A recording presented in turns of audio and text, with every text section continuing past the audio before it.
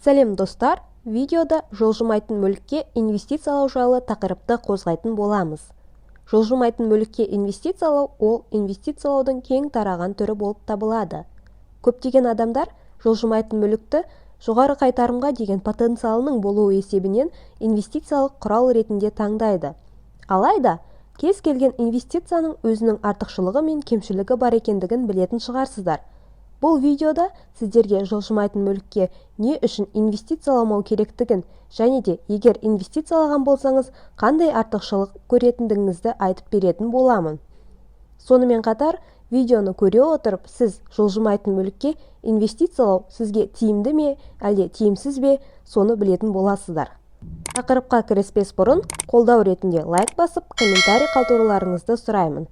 Каналдың жаңа көрермені болсаңыз, болашақта жаңа видеоларды жіберіп алмас үшін каналға тіркеліп, қоңыраушаның үстінен басып қоюды ұмытпа. Сонымен, неліктен жылжымайтын мүлікке инвестициялау керек екендігінен бастайық. Оның артықшылығы қандай? Жылжымайтын мүлікке инвестициялау ол пассивті табыс екендігін алдыңғы видеоларда айтып өттім. Сіз жылжымайтын мүлікке ие бола отырып, оны жалға берсеңіз, тұрақты түрде және үздіксіз табысқа ие боласыз.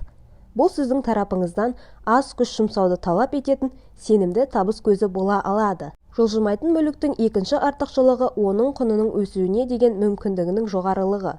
Жылжымайтын мүліктің құны өскен сайын, оны біраз уақыттан соң табыс табу мақсатында жоғары бағаға сатып жіберсеңіз болады. Егер сіздің мүлігіңіз дамуға болашағы бар аймақта орналасса, немесе жылжымайтын мүлігіңізге қандай да бір жөндеу жұмысын жүргізсеңіз, оның бағасы одан сайын арта түседі.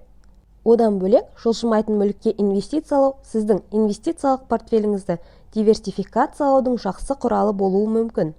Жылжымайтын мүлікке ие бола отырып, сіз қор нарығындағы орын алған тұрақсыздықтан сақтана аласыз, ал бұл жалпы инвестициялаудың тәуекелін азайтады.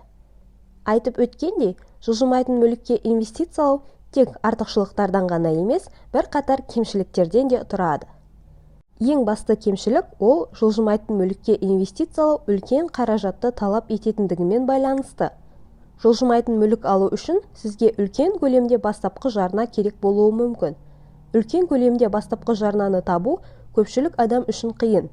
Сонымен қатар, мүлікті ипотекаға алатын болсаңыз, сіздің несие тарихыңызда жақсы болуы міндетті. Бұдан бөлек, жылжымайтын мүлікті иелену өзіндік шығындармен қатар жүреді. Мүлікті жақсы қалпында ұстап тұру, жөндеу жұмыстары да қосымша қаражатты талап етеді. Ол біршама қымбат болуы мүмкін. Кей кездері жылжымайтын мүліктің бағасы тұрақсыз болатын кездерде болады, ал ол мүліктің әкелетін табысын есептеуде қиындық туғызады. Әсіресе мүлік экономикалық тұрақсыз, экологиялық апатты аймақтарда орналасқан болса. Осыған қоса, жылжымайтын мүліктің ликвидтілігі төмен, яғни оны жылдам сатып жіберу қиынға соғады. Бұл дегеніміз, егер сізде бір жағдай болып, тезірек ақша керек болса, тез арада мүлікті сатып, оны ақшаға айналдыру қиындық туғызады.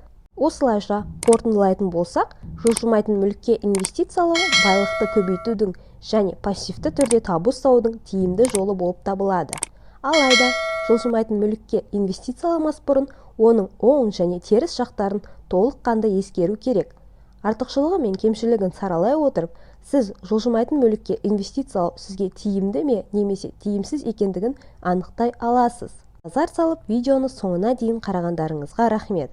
Видеодан өзіңізге жаңа әрі пайдалы ақпарат алдыңыз деп ойлаймын. Каналға тіркеліп, видеоға лайк басып кетулеріңізді сұраймын.